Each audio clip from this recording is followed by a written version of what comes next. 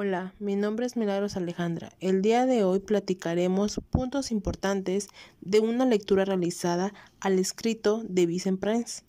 que nos habla primeramente de los orígenes históricos de la opinión pública, de esas definiciones que a lo largo de los años se han intentado buscar y también las formas en las que se han aplicado en modelos democráticos. Pero, ¿en dónde se cree que se origina la idea? Se cree que la filosofía política liberal de a finales del siglo XVIII y a principios del siglo XIX estaban muy unidas en pensar que el concepto de opinión pública era un producto de la Ilustración. La forma de pensar de Platón al desacreditar a la política democrática,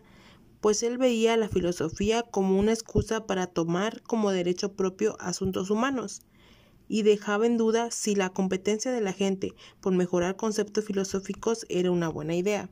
Por otro lado, la creencia de Aristóteles, quien consideraba que la colectividad se inclinaba por engrandecer asuntos políticos, estas especulaciones eran las primeras opiniones que daban paso a que en el año de 1700 se separara el término de opinión pública,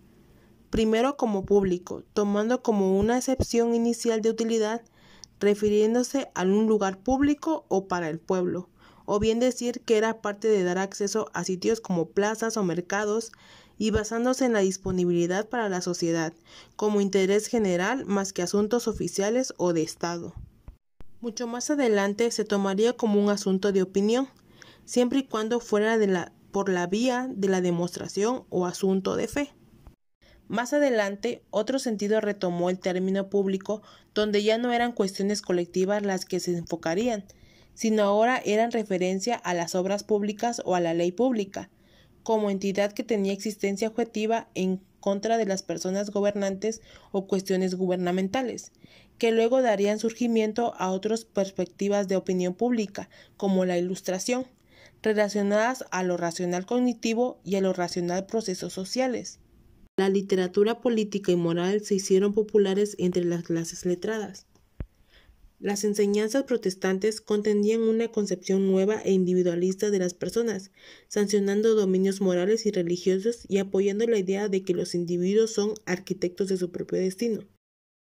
Aunque otros creían que los miembros del público, al unirse para decidir qué era mejor para su comunidad, se sacrificaban sus intereses y preocupaciones privadas por el bienestar común. Comenzaban a maximizar intereses por la lucha económica y del libre intercambio, dando como resultado el voto libre y el mercado libre, utilizando como árbitro al Estado. El pensamiento liberal inicial se veía con más claridad en el involucramiento popular continuo en forma de debate razonado e igualitario, y funciones maximadoras de voluntades individuales. Más adelante se apoyaría la libertad de prensa que se creaba en ese entonces, tomando a la prensa como el tribunal de la opinión pública. A mediados del siglo XIX, los escritos todavía sobresalían por ser más inclinados a estudios de política con naturaleza filosófica y normativa que de opinión pública en sí. Y aunque en el transcurso del siglo XX los escritores eran muy cuidadosos en evaluar el potencial al que la opinión pública estaba llegando, había quienes apoyaban esas reformas liberales y democráticas llamándolas la voz de la clase media ilustrada, es decir, para no contraponerse al gobierno y pensar que había progreso en esos movimientos. Pero era significativa la nueva fuerza de opinión pública expandiéndose en las clases sociales, y crecía la necesidad para obtener medios masivos de comunicación eficientes. Lippmann no era el primero en señalar discrepancias en la imagen de público participando en una democracia, pero sí en detectar la forma democrática del gobierno por la que tantos abogaban, creyendo que la opinión pública moderna no podía mejorar a menos que una organización independiente y con experiencia pudiera asesorar y organizar a la opinión pública. Pero ya que hemos llegado a esa parte donde los medios masivos, el auge de la opinión pública, en conjunto con la prensa popular,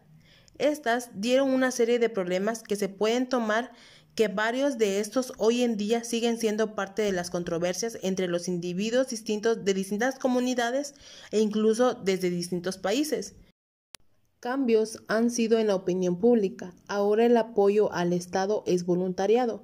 pues el desarrollo de instituciones electorales expandió la opinión de las masas, llegando a ser menos disruptiva Cuando los ciudadanos, al ver al gobierno como una fuente de beneficios, la opinión comenzó a perder su hostilidad, fundamentalmente ante la autoridad central, transformando a la opinión pública en un fenómeno menos dañino,